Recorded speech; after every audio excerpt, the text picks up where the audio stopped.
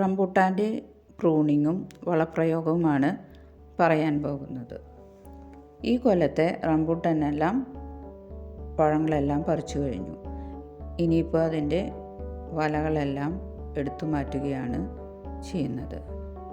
വലകളെല്ലാം എടുത്തു മാറ്റി കഴിഞ്ഞിട്ടാണ് പ്രൂൺ ചെയ്യേണ്ടത്. ചെറിയ മരങ്ങളായാലും വലിയ മരങ്ങളായാലും നമ്മൾ പ്രൂൺ ചെയ്ത് കൊടുക്കുക തന്നെ വേണം. പ്രൂൺ ചെയ്ത് കഴിയുമ്പോഴാണ് അടുത്ത കൊല്ലത്തേക്ക് നമുക്ക് കൂടുതൽ കായകൾ ഉണ്ടാവുകയും പഴങ്ങൾ കിട്ടുകയുമുള്ളൂ. അതിനായിട്ട് വലകളെല്ലാം എടുത്തു മാറ്റുകയാണ്. ഇതിപ്പോൾ ഈ കൊല്ലം റംബൂട്ടാനുമേ ഇട്ട വലകളാണ് ഇതെല്ലാം. ഇനിയും കുറച്ചുകൂടി മാറ്റാനുണ്ട്. അപ്പോൾ അത് മാറ്റി കഴിഞ്ഞിട്ടാണ് നമുക്കത് പ്രൂൺ ചെയ്യാൻ പറ്റുള്ളൂ. അപ്പോൾ ഇവിടെ നമ്മൾ മാറ്റിയതുമേ പ്രൂൺ ചെയ്യുകയാണ്. പഴങ്ങളെല്ലാം ഉണ്ടായി കഴിഞ്ഞ കമ്പുകളിൽ നിന്ന് കുറച്ച് നീങ്ങിയിട്ട് വേണം നമ്മളിതുപോലെ കട്ട് ചെയ്തും നമുക്ക് ഒടിച്ചു കളഞ്ഞും പ്രൂൺ ചെയ്യാവുന്നതാണ്. ചെറിയ മരങ്ങളാണെങ്കിൽ നമുക്കിതുപോലെ ഒടിച്ചു കളഞ്ഞാൽ മതി. വലിയതാണെങ്കിൽ കട്ട് ചെയ്ത് കളയാവുന്നതാണ്. അപ്പോൾ അടുത്ത കൊല്ലത്തേക്ക് നമുക്ക് ബ്രാഞ്ചസൊക്കെ കൂടുതലായിട്ട് ഉണ്ടാവുകയും അതുമേ പഴങ്ങൾ കൂടുതൽ കിട്ടുകയും ചെയ്യും. ഇവിടെ ഇപ്പോൾ 15 കൊല്ലമെത്തിയ മരങ്ങളൊക്കെ ഞങ്ങളിവിടെ ഹാർഡ് പ്രൂണിങ് ചെയ്യുകയാണ് ചെയ്യുന്നത്.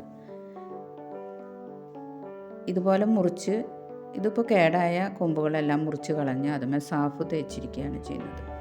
സാഫാണ് നമ്മൾ പ്രൂൺ ചെയ്ത മരങ്ങളുമേ എല്ലാം പുരട്ടി കൊടുക്കുന്നത്. ഇതുപോലെ നല്ല ഇടവിട്ട് വേണം റംബൂട്ടാൻ വയ്ക്കാനായിട്ട്. ആദ്യമൊക്കെ 15 അടിയാണ് പറഞ്ഞത്. ആ 15 അടിയിൽ വെച്ച മരങ്ങളെല്ലാം വലുതായി പോവുകയും ബ്രാഞ്ചസ് ഒന്നും അധികം കൂട്ടിമുട്ടി അതിൽ പഴങ്ങൾ കുറയുകയും ചെയ്യാണ് ഉണ്ടായത്.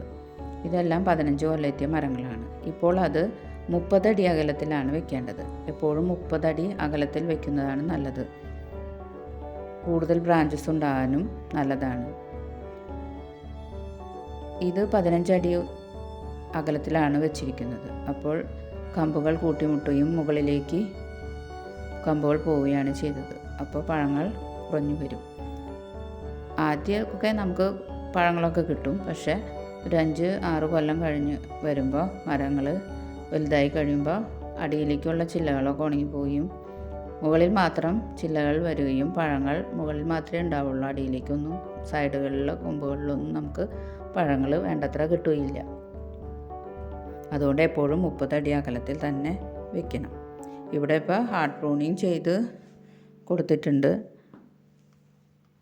ചെറിയ മരങ്ങളൊക്കെ ആണെങ്കിൽ നമുക്ക് ചില്ലകൾ ഒടിച്ചു കഴിഞ്ഞാൽ സൈഡിലേക്ക് വേണ്ട കമ്പുകൾ പുതിയ കമ്പുകൾ വരികയും ചില്ലകളൊക്കെ ഉണ്ടായി നമുക്ക് പഴങ്ങൾ കിട്ടാൻ കൂടുതൽ നല്ലത് 30 അടി അകലത്തിൽ വയ്ക്കാവുന്നതാണ്. ഇങ്ങനെ പ്രൂൺ ചെയ്ത മരങ്ങളൊക്കെ നമ്മൾ കമ്പുകളൊക്കെ മാറ്റി അടിക്കമ്പുകളൊക്കെ മാറ്റി കളഞ്ഞ് അത് കടയൊക്കെ വൃത്തിയാക്കിയിട്ട് വേണം നമ്മളിതിന് വളം ചെയ്യാനായിട്ട്. അപ്പോൾ ആദ്യമായിട്ട് നമ്മൾ ചെയ്യേണ്ടത് കുമ്മായമാണ് ഇവിടെ ഇട്ട് കൊടുക്കുന്നത്. കുമ്മായം ഇട്ട് കൊടുത്തു കഴിഞ്ഞ് 15 ദിവസം കഴിഞ്ഞിട്ടാണ് നമ്മൾ മറ്റു വളങ്ങൾ കൊടുക്കാൻ പാടുള്ളൂ.